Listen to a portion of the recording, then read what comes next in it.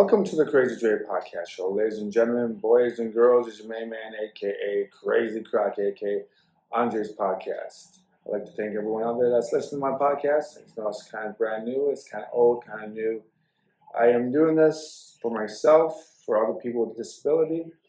I just wanted to have an avenue for everyone out there that isn't heard and spoken to. And I'm just one of those guys that, I don't think I get to be heard or talked to a bunch. So I like to try to embrace this idea about podcasting and creating shows about sports and things I like about uh, politics or spirituality or anything like that. But as right now, I'm a sports guy right now because the Detroit Tigers are in the playoffs. The Detroit Lions are doing pretty well. I may talk about the Pistons as they come up soon, as the season starts soon. I may try to bring up a little bit about the Red Wings, even though it's kind of difficult to elaborate on the Red Wings games itself because you just got to know all the positions and all the guys that are on the ice and how many times they come in and out. And so I may just leave that out. I may try to bring someone in here to talk about the Red Wings, to talk about the games. Particularly certain games of the year. I may not do every game, or I don't know, I'm not really sure what I'm going to do. But I am doing this podcast, this episode, without my buddy Griff. He isn't able to join us because he's busy at work. But I'm going to do something on Detroit Tigers, and I'm going to talk about Pete Rose again. And I've got two of these hats that I'm a hat guy. So I got the Cincinnati Reds hat here, and I got the Philadelphia Phillies hat. And I'm also wearing my Detroit Tiger hat, as most of you can see on my YouTube page. On my YouTube page, I have the Detroit Tigers logo, part of that logo of the Crazy Dre Podcast Show. So if you have any time, if you want to watch it, you can watch it on YouTube. But here we go. We're just going to get started. I just got to bring up Pete Rose because a lot of people that don't know Pete Rose, they don't understand the gambling and the betting on his own team. But the true, honestly, this guy was really like a Charlie Hustle. That was his nickname. And he played hard. He played every game to win. It was a competition to him. It was everything to him. Baseball was everything to him. So when you see someone like that is not inducted in the Hall of Fame, all because of gambling. And a lot of people understand that gambling is a disease. Some people have been addicted to it, have a very not a good way of using it as a recreational purposes. It's a lot like alcohol and being a drug addict and everything else. You want more and more and more, and you think that you can win the money that you lost if you lost a close game or a close parlay, anywhere that you can think that you should have won. It doesn't work. I mean, usually you never win your money back on the same time period when you lose your money. That's what kind of happens to me when I was used to gamble a lot. But I usually do this by, I have to know the game. I have to know the teams. For example, when I bet on Detroit Tigers, I would only bet on with Tarek Skubal.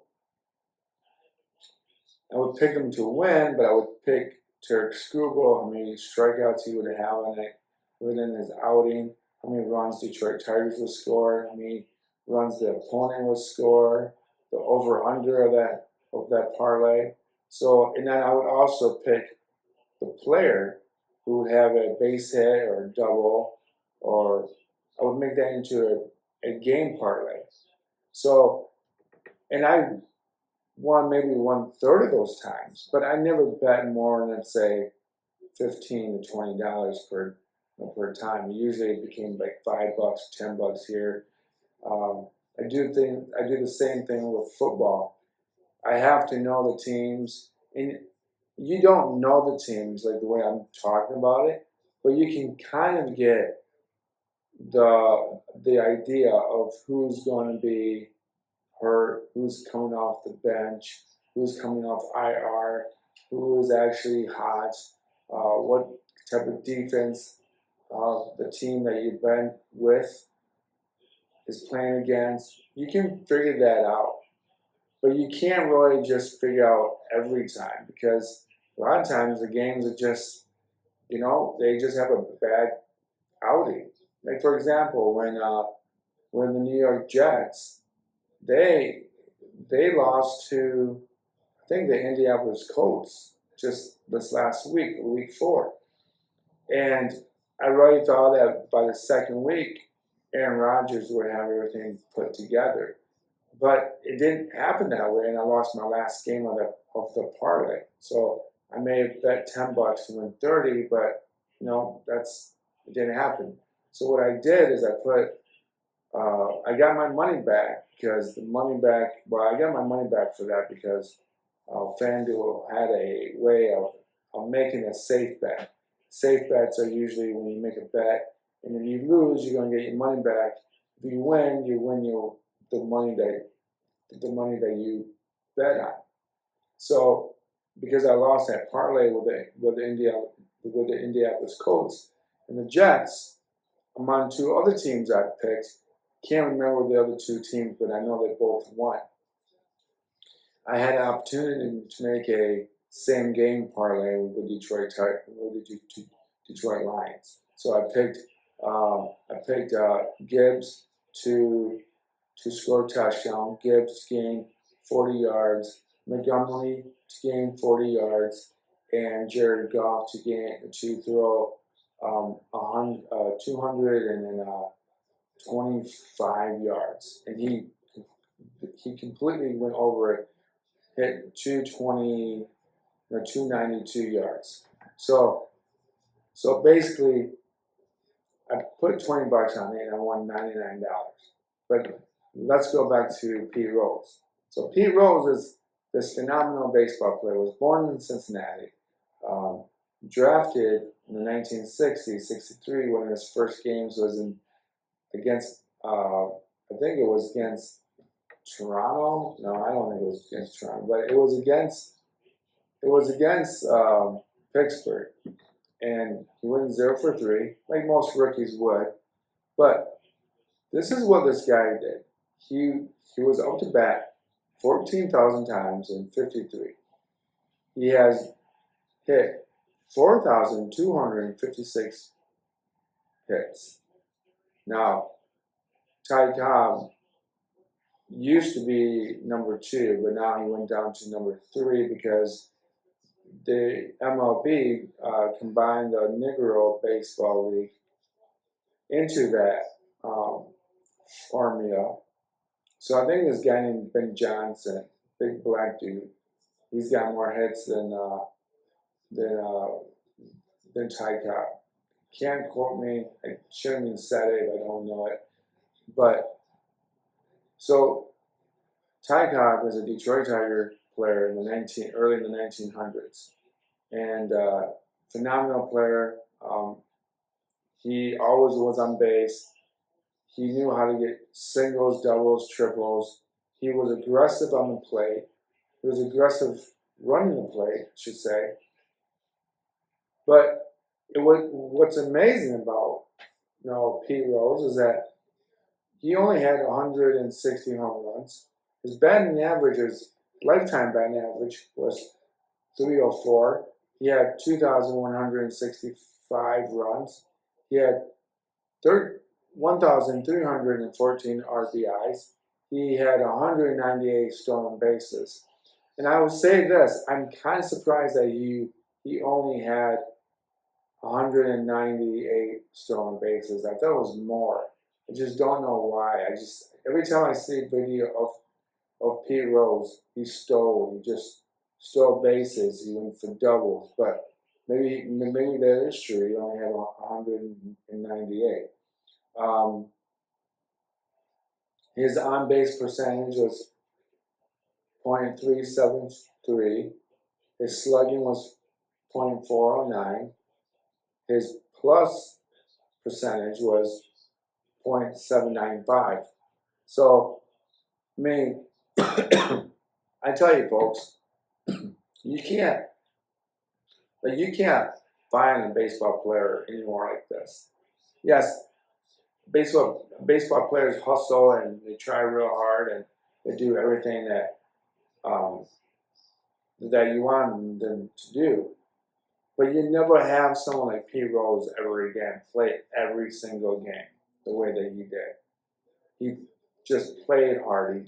Everything about him was, he wanted to win. He wanted to prove everyone wrong. He wanted to do the thing that was the right thing. Unfortunately, his wrong thing was gambling.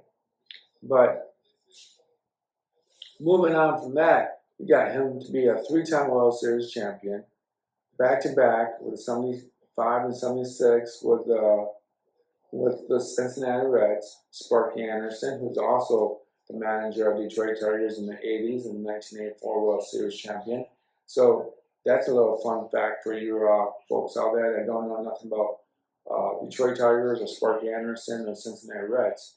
And then he won the Philadelphia Phillies World Series with those guys in 1980. And I think it was their first World Series that they won. But he had, in 1973, he had a MVP. He was a switch hitter.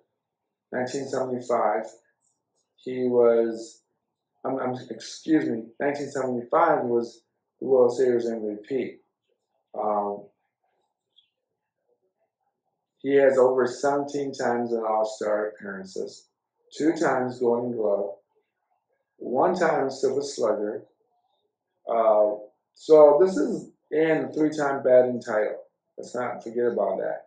This guy didn't just bat 304, he batted 336, 346, 3.345.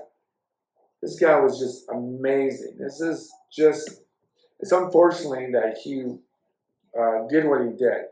But let's look into the idea.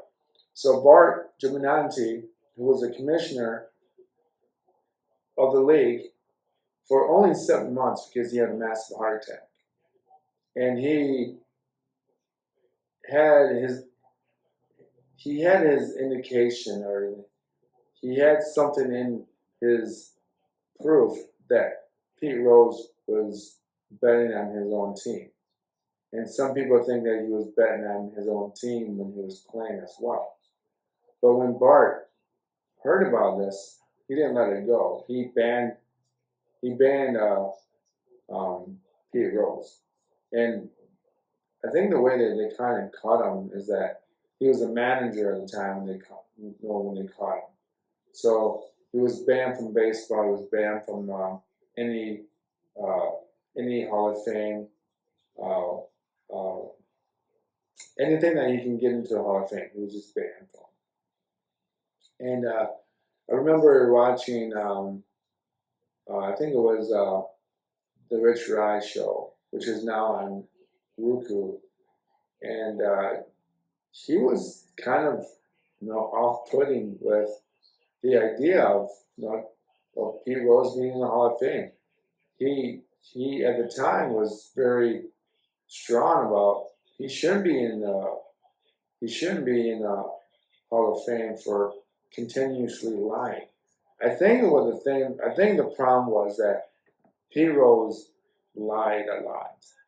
And when he lied about gambling, and when the commissioner, Bart Giminanti, asked him, he denied it. But it didn't become a problem until he came out with his own autobiography. And then he actually admitted to lying, that he did gamble on his team.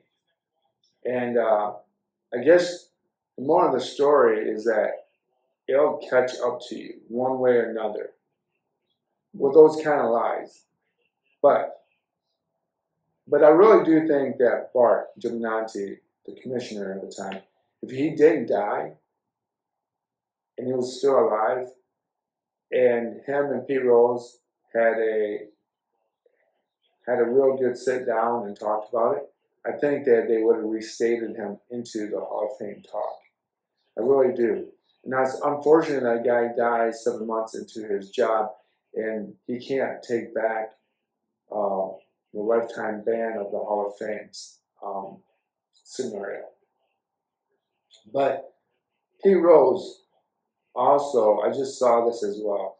I just saw this little mini interview, and he thinks it's kind of a joke to wait for them to wait to have the Hall of Fame induct him, Baseball Hall of Fame to induct him after he's dead, after he's gone. Because how Pete Rose really puts it is this: he really thinks that the Hall of Fame is for the player who is alive, and the player who is alive and his families and his fans and the players that he played with. And he's right. Of course, you get people like Ty Cobb and Pride, and when they did the whole Hall of Fame stuff back then, they didn't really have those big outings and all that stuff. But he does make sense about that. But how do you justify him cheating now? And now we have every website, everywhere, every baseball network is even advertising to gamble on your favorite team. Even ESPN has that as well. They're advertising for people to gamble their money. And Pete Rose, you know what? A lot of people that grew up in this era of gambling anytime you want to, as long as you're like 21 years old. A lot of people don't realize that back in the day, that was a real bad thing to do. And it was just really bad. I mean, you had the mob involved in gambling. You have, players, referees from the NBA talking about skimmish off points, in the NBA. You just have a lot of stuff going on back then. And back then, gambling was really bad.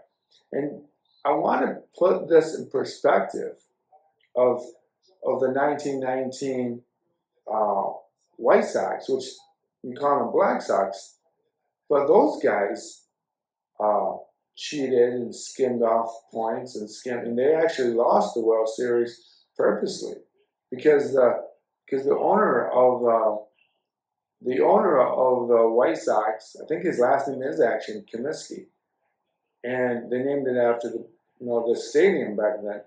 But this guy, he purposely didn't pay his players as much. There wasn't no union. There was no representation of the players.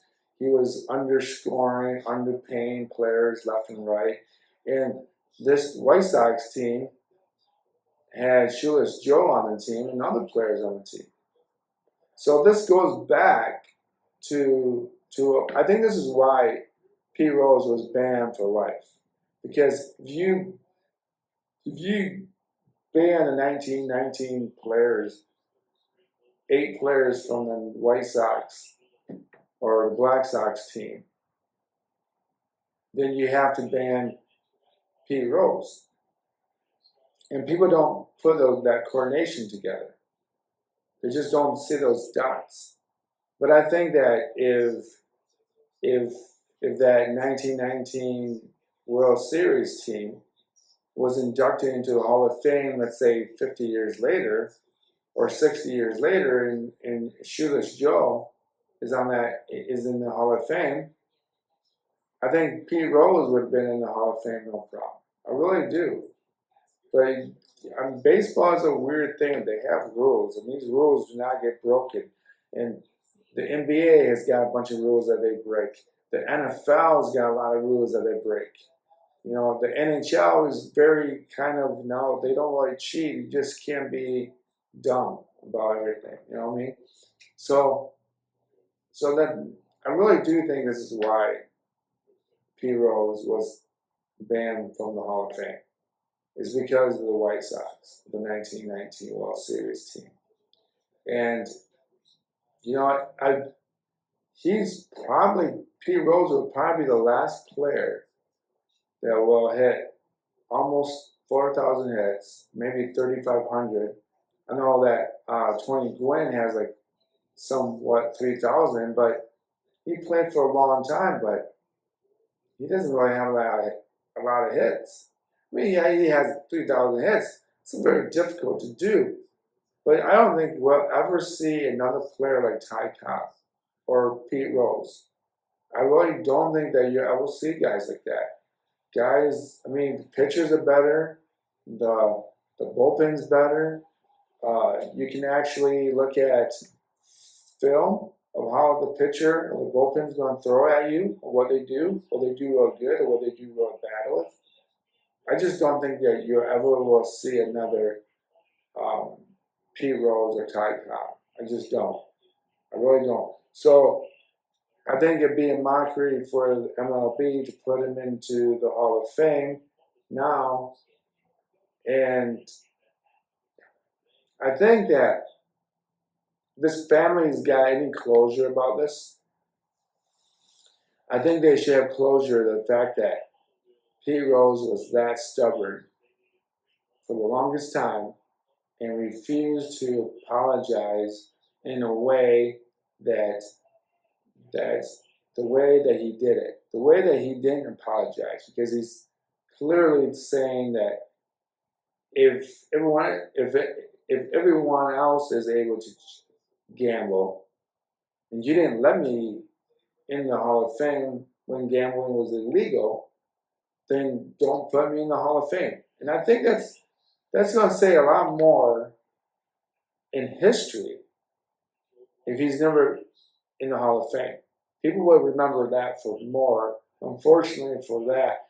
But when they look him up, they'll see him with 4,256 hits right next to Ty Cobb or Ben Johnson or whoever they included with the Negro baseball league. I don't want to take numbers away. I don't want to take any prompts from that. So I don't want to make it sound like I am. But someday you'll hear about Ben Johnson, who played baseball.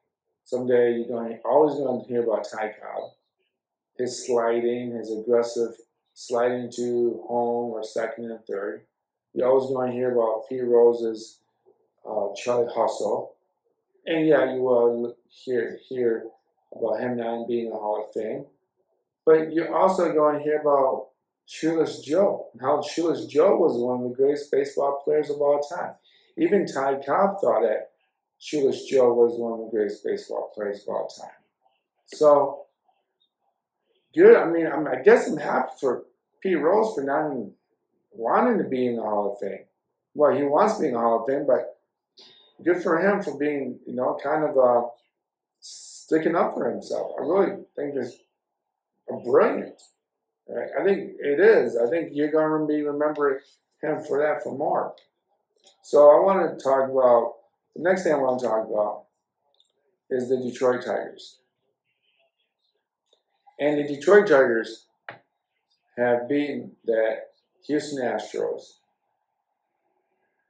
in the wild card game.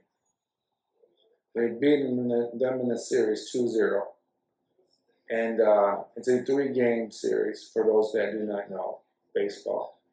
For a while, we had a wild card game that was on one game, and then the team that won that one game goes to the next round, which everyone at that time thought was bullshit. It was crap. Excuse my French. So, it's so weird. You have AJ Hinch, who used to coach for Houston Astros, as manager. He was in that scandal of stealing signs and so on and so forth. And then he was fired from that job. And then he basically sat out for a year, and the Ilitch family picked him up waivers, I guess you could call it. He's not really off waivers because he's not a player, but I guess you could call it that way. But it's amazing that this guy knows what he's doing. It's so weird that, it's just so weird that he's putting this team together in a really unconventional way. Yes, we had Casey Mize and Reese Olson and Tarek Skubal, and then Tarek Skubal was the only starter on that team, and both Reese Olson and Casey Mize those guys were hurt. They're not coming. They're just not valuable. So it's amazing. On August 3, I think they had a 0.2% chance of winning that. Not winning, but they had a 0.2 chance of making the playoffs. I'm getting a little distracted here, both because I'm watching the Mets game as well. It's the wild card game as well. So excuse my distraction, but it's amazing they had a 0.2% chance of making the playoffs, and then they get rid of Jack Flaherty. They get rid of Clark, the catcher, the backup Clark Kelly, backup catcher. They get rid of Chafin, which is another bullpen pitcher, he loves Detroit. But they traded him because it was ready to sell. We were ready to sell. We were really just thinking about next year. And then Riley Green and Patrick Meadows come back, and they're just phenomenal. You just can't say much more. And of course, Torkelson came back, but he's still not seeing the ball that well. And I really don't know how to correct his swing. I feel like there's something in his mechanics, and I don't know what it is. I feel like he drops his shoulders too much, and then he closes his eyes when he's about to hit the ball, but he doesn't hit the ball. He basically undercuts the ball or something. But I will say something about Torkelson. When he needs to take a walk, he will take a walk. And when he's behind the count, he does a pretty good job to get the count back to 3-2 and get walked. So I like that about him, that he's more patient. He's more patient in the play. I just can't figure him out. So game 2, all right, I'm at work. I can't watch the whole game. And I get home about the 4th or 5th inning. I think the 5th inning was just over. Both teams, Astros and Detroit Tigers, they left hitters, they left guys on base. So the 6th inning just starts, and Patrick Meadows hits a home run. And Brown, for the Astros, is pitching a real good game, just a real phenomenal game. So, but Patrick Meadows sees I think it was just a typical fastball or a curveball that was up on the letters, and Patrick Meadows just sends it off and hits the foul pole line, and that's how we get started. And it's just things like that about Detroit. It's an amazing thing for them. By the time they get into, nothing really happens nothing happens in the bottom of the 6th for the Astros. But bottom of the 7th,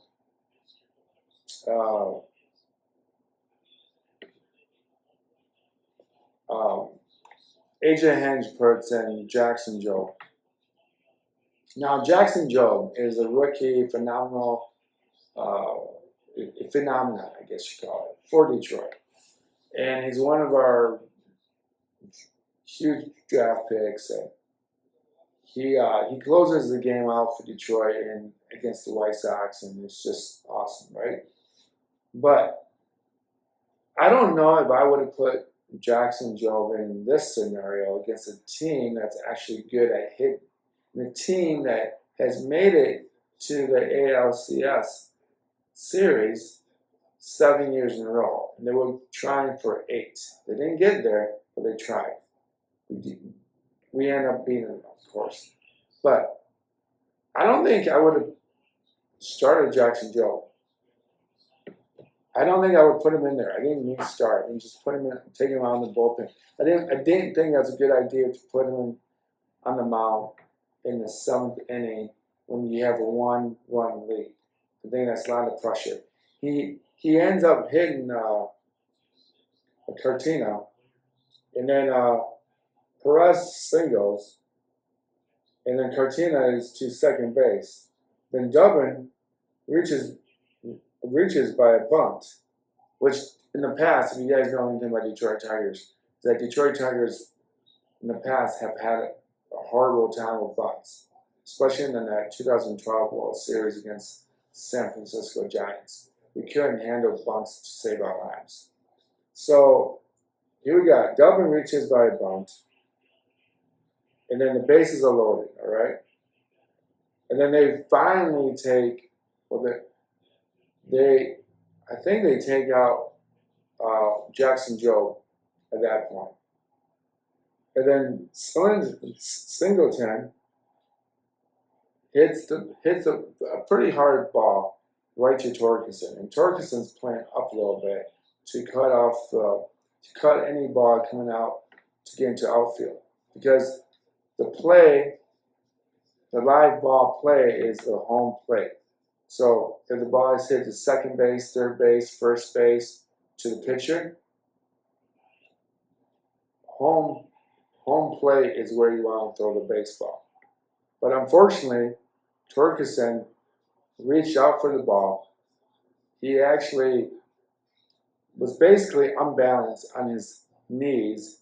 He tried to throw the ball to home plate, but Rogers couldn't handle it. Rogers is the catcher for Detroit.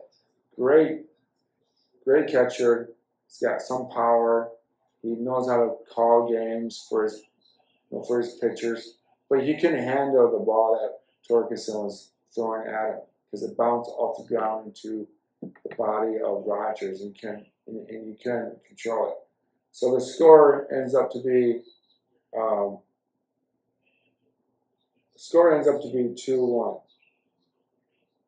But this is what Detroit does. I mean, I'm serious, folks. So I'm sorry, the score is 1-1. Altuve hits a foul ball, but it's live ball. So Altuve hits the ball on the foul. He fouls the ball.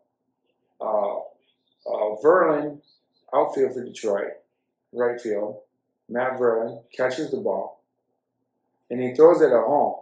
And what's amazing about that is that Houston Astros are just as aggressive as Detroit is, and they send Perez home, and then the score is 2-1.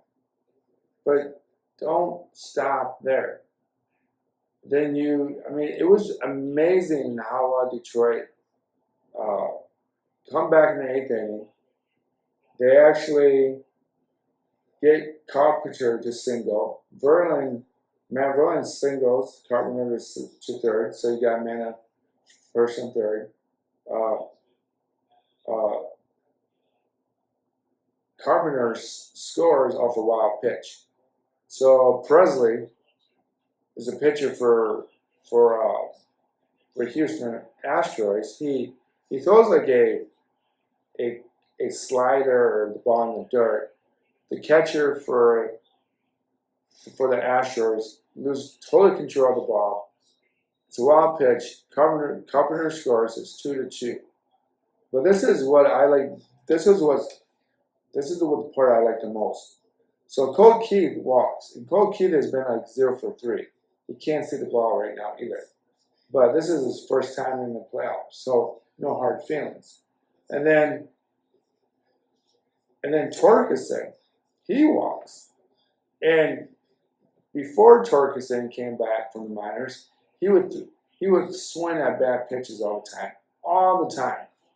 But the one thing I like about Torkelson, like I said before, he's a better patient hitter. He just needs to find contact. When he gets that contact, we'll have that power back, and then we'll hit home runs and score, and we'll just score a lot more runs.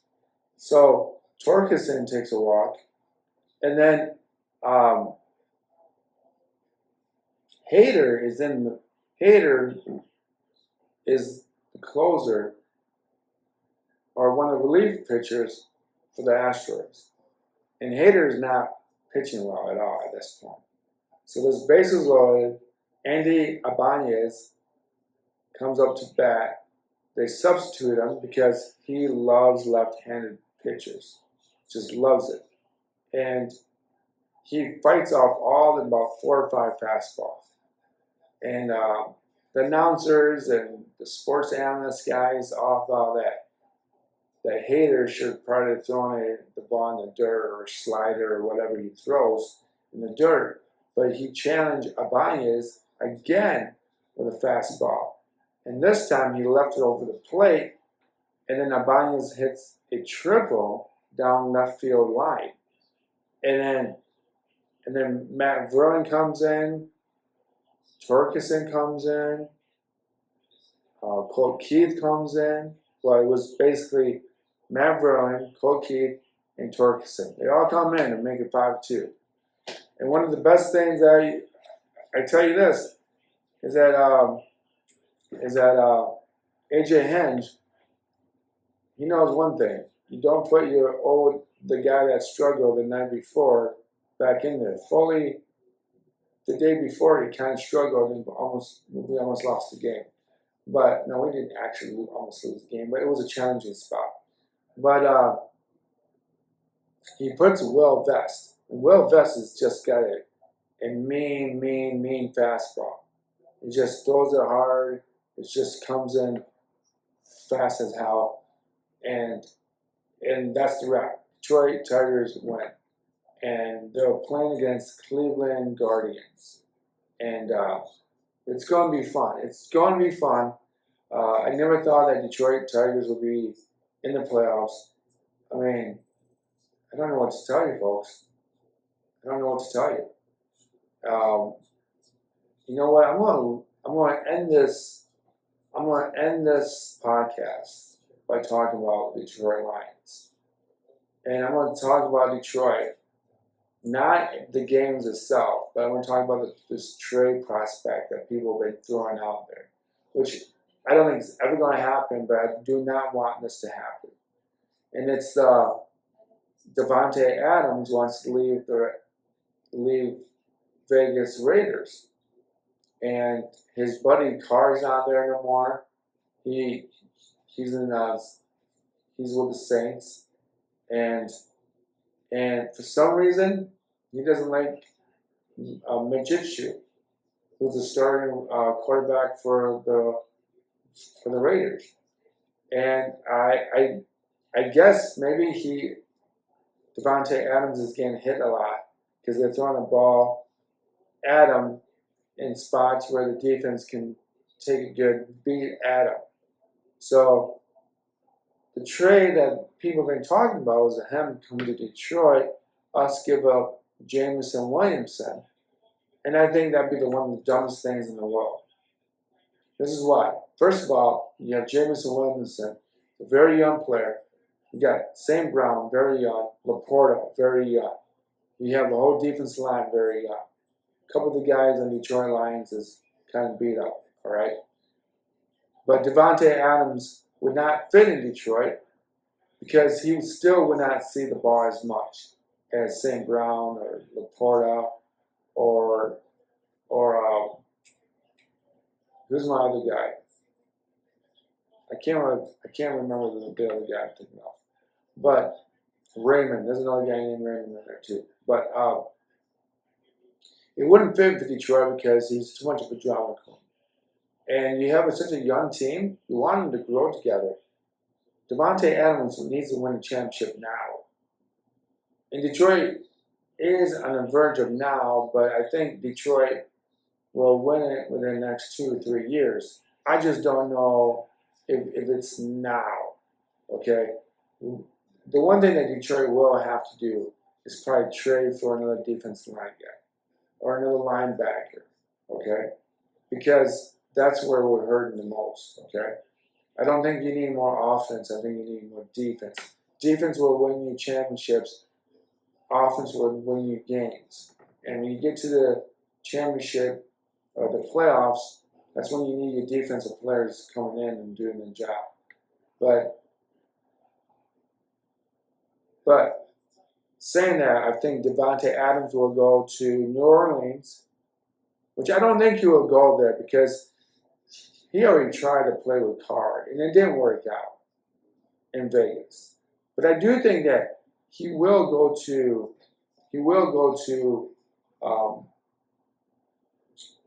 the Jets because Aaron Rodgers and him have a better chemistry in the NFL than he did with Carr and the Raiders. And he's not going to go to the Saints. He just won't.